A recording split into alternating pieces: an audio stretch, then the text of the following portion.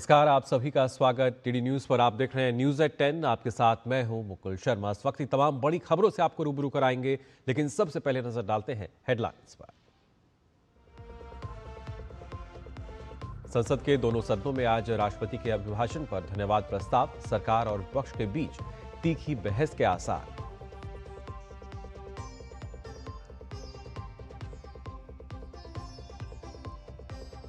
राष्ट्रपति द्रौपदी मुर्मू आज से ओडिशा और छत्तीसगढ़ की 6 दिन की यात्रा पर। शिक्षा, संस्कृति और आदिवासी बहुल क्षेत्रों में विकास कार्यों पर रहेगा फोकस।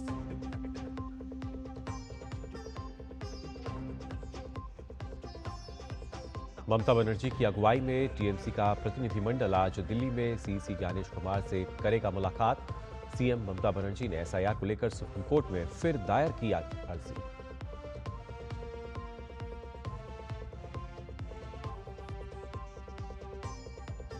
हिमाचल में बर्फबारी से आम जनजीवन प्रभावित, शून्य से नीचे तापमान, पीने का पानी पहुंचाने के लिए बर्फ में धंसकर राहत कार्य।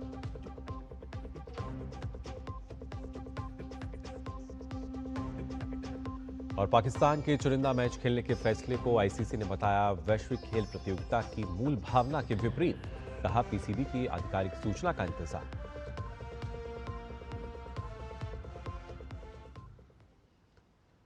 और आइए न्यूज 10 में सबसे पहले बात कर लेते हैं संसद के बजट सत्र को लेकर। संसद के दोनों सदनों में आज राष्ट्रपति के अभिभाषण पर धन्यवाद प्रस्ताव पेश होगा। केंद्रीय मंत्री सर्बानंद सोनोवाल लोकसभा में यह प्रस्ताव पेश करेंगे, जबकि भाजपा सदस्य तेजस्वी सूर्या इसका समर्थन करेंगे। वहीं लोकसभा में आज कार्यमंत्रणा समिति की 4वीं रिपोर्ट पेश होगी। साथ ही नियम 377 के अधीन मामले भी आज की कार्यसूची में सूचीबद्ध हैं।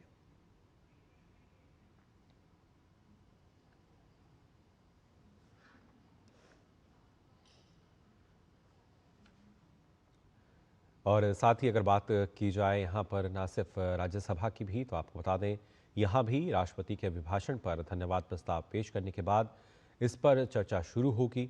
भाजपा के सी सदानंदन मास्टर यहाँ प्रस्ताव पेश करेंगे और उनकी पार्टी के सदस्य मेधा विश्राम कुलकर्णी इसका समर्थन करेंगी। इसके अलावा प्रश्नकाल में सवाल जवाब होंगे। राज्यसभा में कोयला, जल, नागर विमानन समेत कई मंत्रालयों से संबंधित सवाल किए जाएंगे। संबंधित मंत्री सांसदों के सवालों का जवाब देंगे।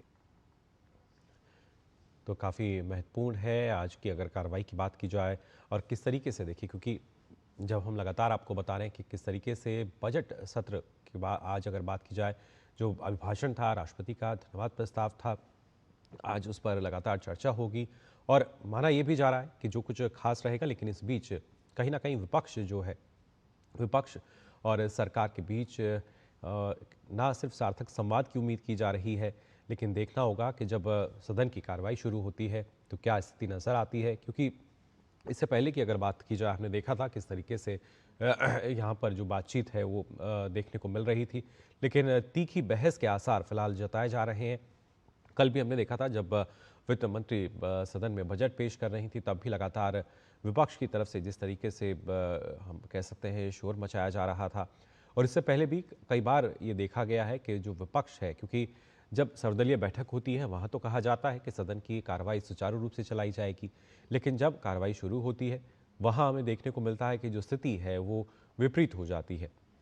और ऐसे में अगर बात की जाए, लगातार आज भी उम्मीद यही है कि जब सदन की कार्रवाई शुरू होगी तो यहाँ पर कहीं ना कहीं एक सार्थक चर्चा वो देखने को मिल सकती है।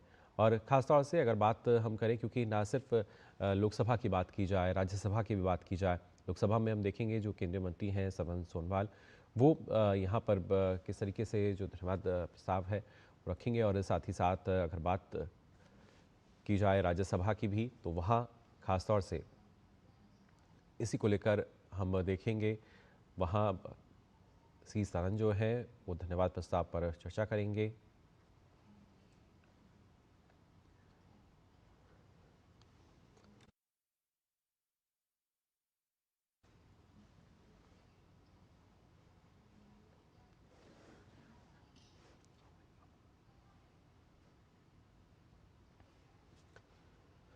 और संसद में बजट पेश होने के बाद से देश भर से जो प्रतिक्रियाएं हैं वो लगातार आ रही हैं।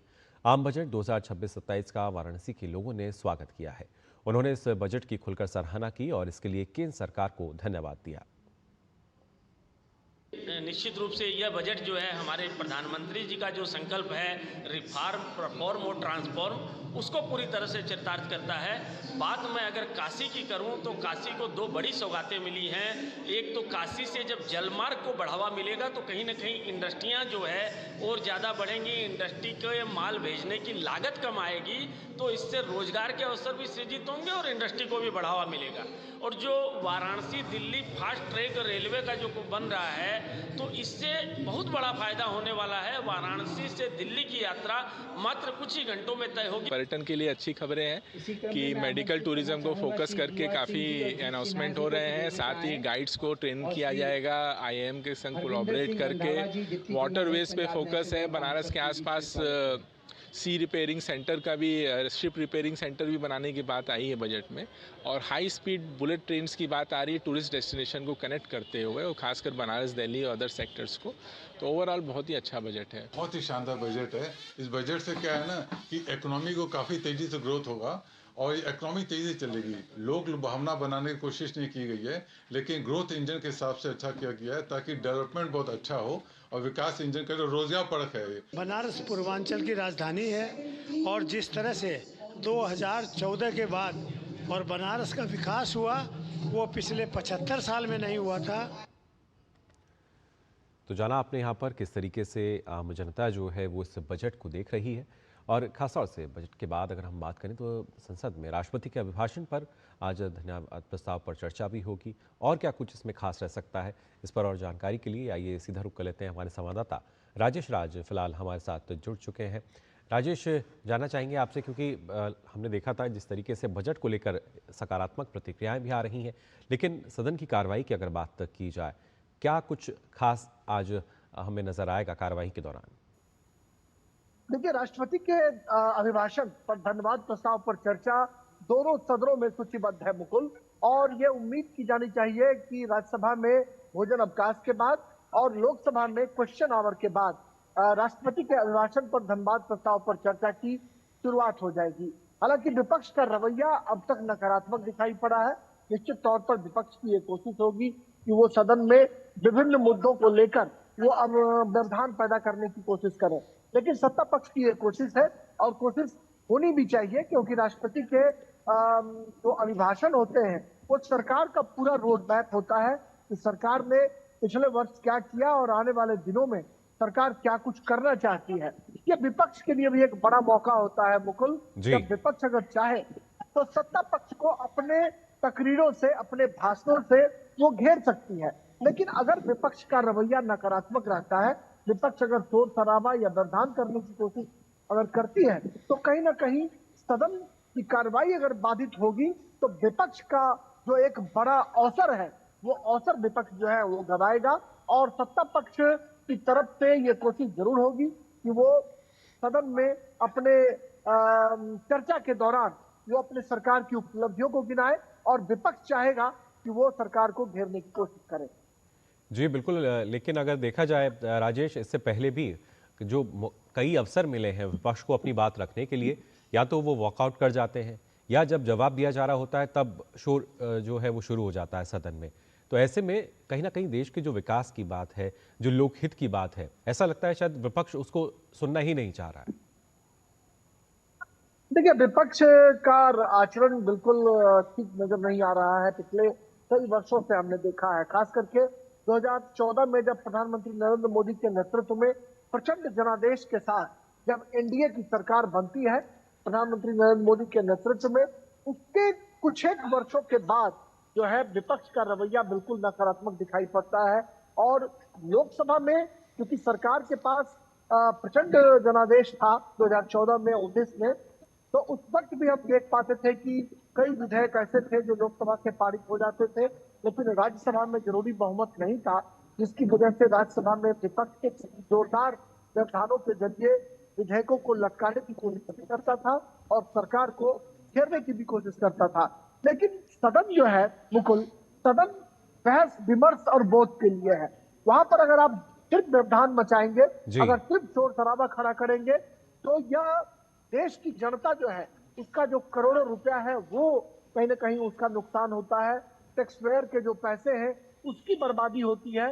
तो कहीं ना कहीं विपक्ष को चाहिए कि राष्ट्रपति के अभिभाषण पर धन्यवाद प्रस्ताव के चर्चा के दौरान अपनी जो तमाम आशंकाएं हैं उनको वो सत्ता पक्ष के सामने रखे, सरकार को घेरे, ताकि जब प्रधानमंत्री जवाब देने के लिए जब खड़े होंगे तो उन तमाम लोगों का सिलसिलेवार तरीके से वो जवाब दे सकेंगे। तो विपक्ष के पास एक बड़ा मौका है जहां पर वो सत्ता पक्ष को घेर कर अपनी बातों को कह सकता है और सरकार को मजबूर कर सकता है।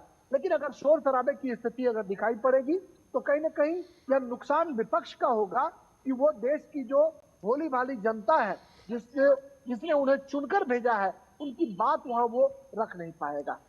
जी बिल्कुल। इसके अलावा जो खासतौर से प्रश्नकाल की भी अगर हम बात करें, जो लिस्टेड हैं चीज़ें, और उसी में अगर मंत्रणा समिति की बैठक की भी अगर बात की जाए, वहां पे और क्या कुछ खास नजर आ सकता है आज?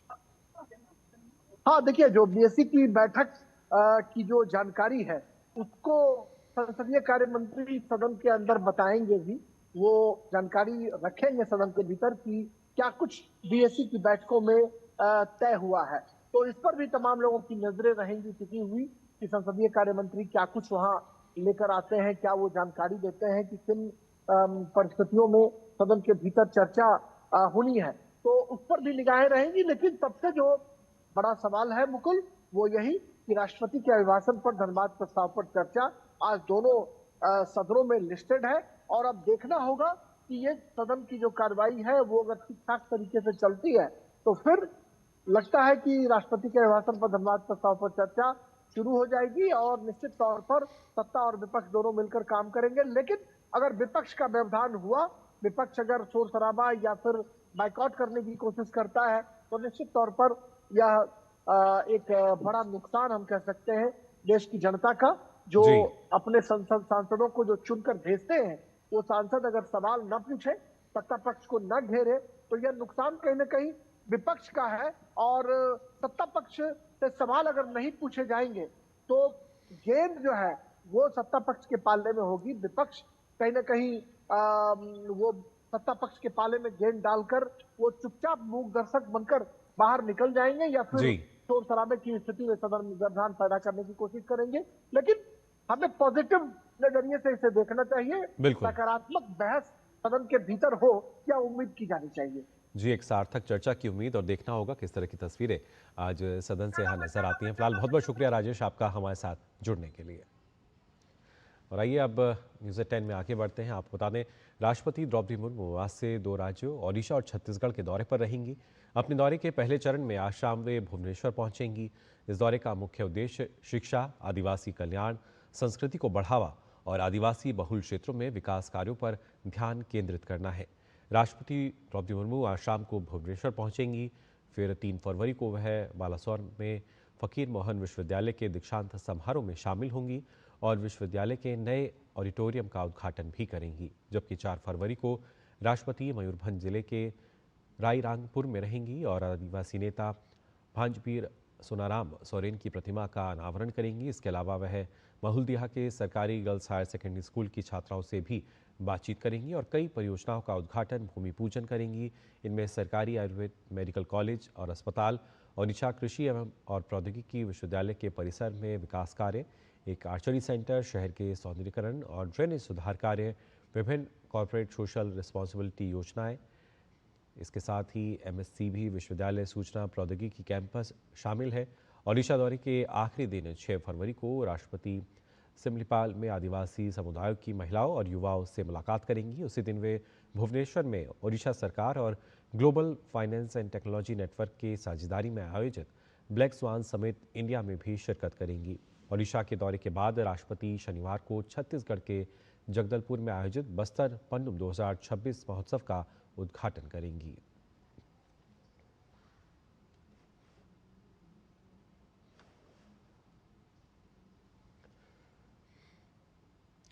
और वहीं पश्चिम बंगाल में एसआईआर को चल रही रस्साकशी के बीच चुनाव आयोग ने मुख्यमंत्री ममता बनर्जी को आयोग के सामने अपना पक्ष रखने का समय दिया है। सीएम ममता बनर्जी नई दिल्ली में आज सीसी ज्ञानेश कुमार के सामने अपना पक्ष रखेंगी। इस दौरान वह पश्चिम बंगाल में जारी एसआईआर प्रक्रिया पर चर्चा कर सकती हैं। आयोग के साथ इस मुलाकात में ममता के साथ पार्टी नेताओं का एक प्रतिनिधिमंडल भी होगा। हालांकि इस बैठक से पहले ममता सरकार एसआईआर को चुनौती देते हुए निर्वाचन आयोग और राज्य के मुख्य निर्वाचन अधिकारी के खिलाफ उच्चतम न्यायालय में याचिका भी दायर कर चुकी है। इस मामले पर अब सुनवाई होना बाकी है। बात करते हैं जम्मू कश्मीर विधानसभा की। यहां पर बजट सत्र आज सुबह उपराज्यपाल मनोज सिन्हा के अभिभाषण के साथ शुरू होने वाला है। सत्र की शुरुआत के बाद विधानसभा अध्यक्ष अब्दुल रहीम राठौर उपराज्यपाल के अभिभाषण की प्रति सदन के पटल पर रखेंगे। मुख्यमंत्री उमर अब्दुल्ला के नेतृत्व वाली सरकार का ये दूसरा बजट सत्र है, जिसमें वे 6 फरवरी 2026 को आगामी वित्त वर्ष का बजट पेश करेंगे। रमजान और ईद के चलते इस सत्र में 20 फरवरी से 26 मार्च तक 35 दिनों का लंबा अवकाश रहेगा। यह सत्र 4 अप्रैल को समाप्त होगा और इसमें कुल 22 बैठकें प्रस्तावित हैं। और जम्मू कश्मीर के बाद बात कर लेते हैं बिहार की। यहां बिहार विधानमंडल का बजट सत्र आज से राज्यपाल के अभिभाषण के साथ शुरू होगा। ये सत्र 27 फरवरी तक चलेगा। राज्यपाल के अभिभाषण के बाद सरकार की ओर से आर्थिक सर्वेक्षण पेश किया जाएगा। अगले दिन राज्यपाल के अभिभाषण पर चर्चा होगी। वित्त मंत्री विजेंद्र प्रसाद यादव कल सदन में वित्तीय वर्ष 2026-27 का बजट पेश करेंगे। विधानसभा चुनाव 2025 के बाद नीतीश कुमार के नेतृत्व में बनी नई सरकार का ये पहला पूर्ण बजट होगा। बजट में बुनियादी ढांचे के विकास, शिक्षा और स्वास्थ्य सेवाओं में सुधार, रोजगार सृजन और ग्रामीण अर्थव्यवस्था को मजबूत करने पर खास ध्यान दिए जाने की उम्मीद है। और न्यूज़ एट 10 में फिलहाल हम यहां रुक रहे हैं एक छोटे से ब्रेक के लिए, जल्द लौटते हैं। संडे को भी लैपटॉप पे लगे हो? अरे काम वाम छोड़ो, लाइफ में थोड़ा इंटरेस्ट लो। आपके लिए रिक्लाइनर चेयर ऑर्डर कर रहा हूँ, ये देखो। अरे इतनी महंगी चेयर क्यों ले रहा है? आप ही कहते हो लाइफ में ज्यादा इंटरेस्ट लो। अब जब ज्यादा इंटरेस्ट मिल रहा है तो कहीं खर्चने तो दो। ज्यादा इंटरेस्ट? स्टेबल मनी पे घर बैठे एफडी कराएं और पाएं 1% तक इंटरेस्ट। स्टेबल मनी, इंडिया का FD booking app, download now. विभाग अनेक, कंप्लेंट बॉक्स 1। किसी भी सरकारी दफ्तर, विभाग या बैंक से जुड़ी शिकायत के लिए pgportal.gov.in पर जाएं, रजिस्टर करें, संबंधित विभाग चुनें, शिकायत दर्ज करें और ट्रैकिंग आईडी नोट करें। एसएमएस या ईमेल पर एक्नॉलेजमेंट पाएं और शिकायत का जवाब सीधे मंत्रालय से प्राप्त करें। अब तक 1 करोड़ 12 लाख से अधिक भारतीयों ने भरोसा जताया। सीपी ग्राम्स, आपकी हर शिकायत का हल। अभी शिकायत दर्ज करें pgportal.gov.in। सुनो, एक अच्छी इंश्योरेंस पॉलिसी एआई से पूछते हैं। एक ऐसी पॉलिसी जिसमें प्रीमियम पेमेंट हो लिमिटेड पर इनकम आती रहे लाइफ टाइम। LIC का जीवन उत्सव। एक ऐसी पॉलिसी जो दे होल लाइफ इंश्योरेंस कवर भी। LIC का जीवन उत्सव। वाओ, चलो तो LIC की जीवन उत्सव पॉलिसी ही लेते हैं। मैं भी तुमसे यही कह रही थी, LIC का जीवन उत्सव। लाइफ टाइम सेलिब्रेशन मनाइए LIC के जीवन उत्सव के साथ। फ्यूचर सेट है। मेरी पसंद, मेरी पसंद, मेरी पसंद, मेरी पसंद, हमारी पसंद, हम सबकी पसंद। मजबूत देश का मजबूत सरिया हो गया स्टील। टिंग टिंग, अम्मा मैसेज। मैं आपके मौसा के चाचा का नाती का पोता, शादी का कार्ड मैसेज में भेजा है, डाउनलोड करिए और आशीर्वाद दीजिए। मैं तो आपको जानती भी नहीं, फिर भी शादी का कार्ड खोलूं? मैं मूर्ख नहीं हूँ। क्या बात है अम्मा। यूपीआई कहता है अगर कोई अनजान नंबर से फाइल या लिंक भेजे तो क्लिक मत करो और कहो मैं मूर्ख नहीं।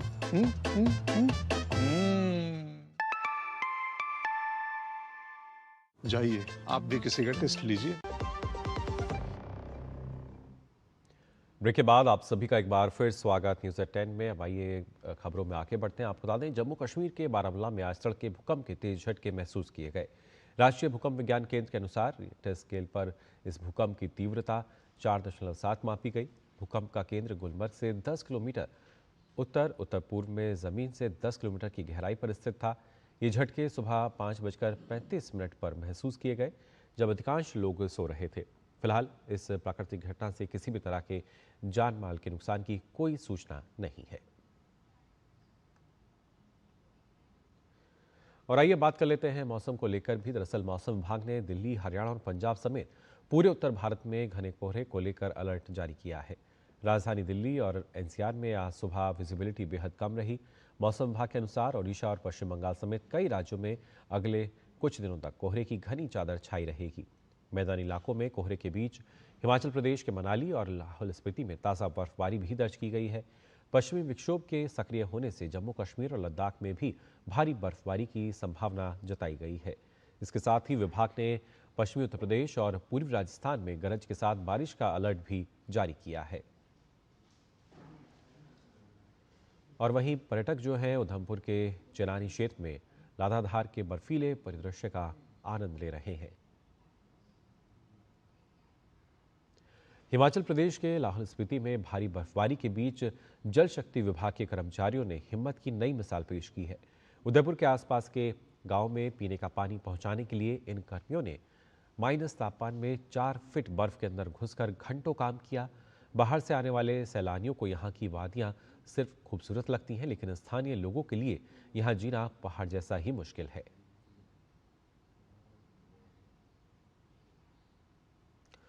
मणिपुर में दुर्गम परिस्थितियों के बीच भारतीय वायुसेना ने बचाव अभियान चलाया। वायुसेना के Mi-17 V5 हेलीकॉप्टर्स ने 3 दिनों तक लगातार राहत और अग्निशमन अभियान चलाया। 9,500 फीट की ऊंचाई पर कम दृश्यता, तेज हवा और आग की चुनौती के बावजूद वायुसेना ने कुल 40,000 लीटर पानी गिराकर हालात पर काबू पाने में महत्वपूर्ण भूमिका निभाई। इससे संबंधित एक वीडियो भी वायुसेना ने सोशल मीडिया प्लेटफॉर्म एक्स पर साझा किया है। संकट की घड़ी में एक बार फिर भारतीय वायुसेना ने तत्परता और क्षमता का प्रदर्शन किया है। और बात कर लेते हैं बिहार की, जहां आपको बता दें बिहार विद्यालय परीक्षा समिति की इंटरमीडिएट वार्षिक परीक्षा आज से शुरू होने जा रही है। ये परीक्षा 13 फरवरी तक चलेगी। राज्य भर में कुल 13,17,846 अभ्यर्थी इस साल इंटर परीक्षा में शामिल होने जा रहे हैं। बिहार के 1,762 केंद्रों पर यह परीक्षा होगी। बिहार विद्यालय परीक्षा समिति ने परीक्षा को लेकर पूरी तैयारी की है। परीक्षा केंद्रों को सीसीटीवी से लैस किया गया है। दोहरी तलाशी के बाद ही परीक्षार्थियों को प्रवेश मिलेगा। जबरदस्ती परीक्षा केंद्र में प्रवेश करने पर 2 साल की सजा होगी। और रुक कर लेते हैं अंतर्राष्ट्रीय खबरों की तरफ भी। आपको बता दें अमेरिकी राष्ट्रपति डोनाल्ड ट्रंप ने कहा है कि उन्हें उम्मीद है कि ईरान वाशिंगटन के साथ समझौता कर लेगा। यह बयान ईरान के सर्वोच्च नेता अयातुल्लाह अली खामनेई की उस चेतावनी के कुछ घंटों बाद आया है, जिसमें उन्होंने कहा था कि अमेरिका द्वारा शुरू किया गया कोई भी संघर्ष क्षेत्रीय युद्ध में बदल जाएगा। ट्रंप ने आगे कहा कि अगर समझौता नहीं होता तो ये स्पष्ट हो जाएगा कि खामनेई की चेतावनी सही थी या नहीं। फ्लोरिडा स्थित अपने मारे लागू आवास पर पत्रकारों से बात करते हुए ट्रंप ने कहा कि अमेरिका ने क्षेत्र में अहम सैन्य साजो सामान तैनात किया है, लेकिन दोनों देशों के बीच बढ़ते तनाव के बीच वह कूटनीतिक समाधान को प्राथमिकता देते हैं। ट्रंप ने कहा कि अमेरिका के पास दुनिया के सबसे बड़े और सबसे शक्तिशाली जहाज वहां बहुत करीब तैनात हैं और उम्मीद है कि कुछ दिनों में हम समझौता कर लेंगे। अगर समझौता नहीं होता तो हमें पता चल जाएगा कि वह सही थे या नहीं। इससे पहले शनिवार को ट्रंप ने एयरफोर्स 1 में सवार होकर कहा कि अमेरिका ने ईरान के निकट क्षेत्र में बहुत शक्तिशाली नौसैनिक संपत्तियों को तैनात किया है, लेकिन उन्हें उम्मीद है कि बातचीत से एक स्वीकार्य परिणाम निकलता हुआ नजर आएगा। और पाकिस्तान की अगर बात की जाए तो नापाक हरकतें अब खेलों को भी प्रभावित करने लगी हैं। पाकिस्तान सरकार ने फरवरी में शुरू हो रहे ICC T20 वर्ल्ड कप 2026 के लिए 15 फरवरी को श्रीलंका में होने वाले भारत के साथ मुकाबले का बहिष्कार करने का ऐलान किया है। इधर ICC ने एक बार फिर big Dell Pakistani cricket board को इस फैसले से उसके यहाँ होने वाले दुष्परिणाम के लिए आगाह किया है। ICC ने कहा है कि उन्हें PCB से आधिकारिक सूचना का इंतजार है। पाकिस्तान सरकार के T20 वर्ल्ड कप में भाग लेने लेकिन भारत के साथ मुकाबले के बहिष्कार के फैसले पर ICC ने कहा कि वह PCB से आधिकारिक संवाद की प्रतीक्षा कर रहा है, लेकिन चयनात्मक भागीदारी का ये रुख किसी भी वैश्विक खेल प्रतियोगिता की मूल भावना के विपरीत है। ICC के अनुसार विश्व स्तरीय टूर्नामेंट में सभी योग्य टीमें तय कार्यक्रम के अनुसार सामान्य शर्तों पर भाग लेती हैं। ICC ने उम्मीद जताई है कि पाकिस्तान क्रिकेट बोर्ड अपने देश में क्रिकेट के भविष्य पर पड़ने वाले दीर्घकालिक और गंभीर प्रभावों पर विचार करेगा। इसका असर उस वैश्विक क्रिकेट तंत्र पर भी पड़ेगा जिसका PCB स्वयं एक सदस्य और लाभार्थी है। साथ ही परिषद ने PCB से सभी हितधारकों के हितों की रक्षा करते हुए आपसी सहमति से समाधान निकालने की अपेक्षा जताई है।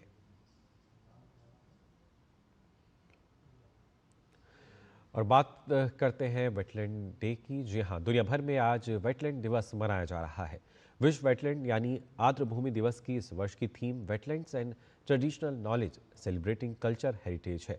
विश्व वेटलैंड दिवस के मौके पर भारत में आर्द्र भूमि के संरक्षण को लेकर जागरूकता कार्यक्रमों का आयोजन किया जा रहा है। इसी कड़ी में भारत ने 2 नए रामसर स्थलों का उनको अधिसूचित किया है। आप देखिए हमारी खास रिपोर्ट। फिलहाल के लिए मुझे दीजिए अनुमति। नमस्कार। विश्व आर्द्र भूमि दिवस पर भारत ने प्रकृति की जीवन रेखाओं के संरक्षण के प्रति अपनी प्रतिबद्धता दोहराई है। आर्द्र भूमियों, जैव विविधता के संरक्षण, आजीविका के समर्थन और जलवायु परिवर्तन से निपटने में अहम भूमिका निभाती है। इन्हीं प्रयासों को और गति देते हुए भारत ने 2 नए रामसर स्थलों को अधिसूचित किया है। उत्तर प्रदेश के एटा जिले में स्थित पटना पक्षी अभ्यारण्य, जो प्रवासी पक्षियों का प्रमुख ठिकाना है, और गुजरात के कच्छ क्षेत्र में स्थित छारी ढांड, जो समृद्ध पक्षी और समुद्री जीवन को सहारा देने वाली एक महत्वपूर्ण आर्द्र भूमि है। इन नए स्थलों के जुड़ने के साथ ही भारत में रामसर स्थलों की संख्या बढ़कर 98 हो गई है। ये वर्ष 2014 के बाद से 276% से अधिक की उल्लेखनीय वृद्धि को दर्शाता है। विश्व आर्द्र भूमि दिवस के अवसर पर भारत का बढ़ता हुआ रामसर नेटवर्क संरक्षण, सतत विकास और पारिस्थितिकी संतुलन की दिशा में देश की मजबूत प्रतिबद्धता को रेखांकित करता है। तापस भट्टाचार्य की रिपोर्ट, डीडी न्यूज।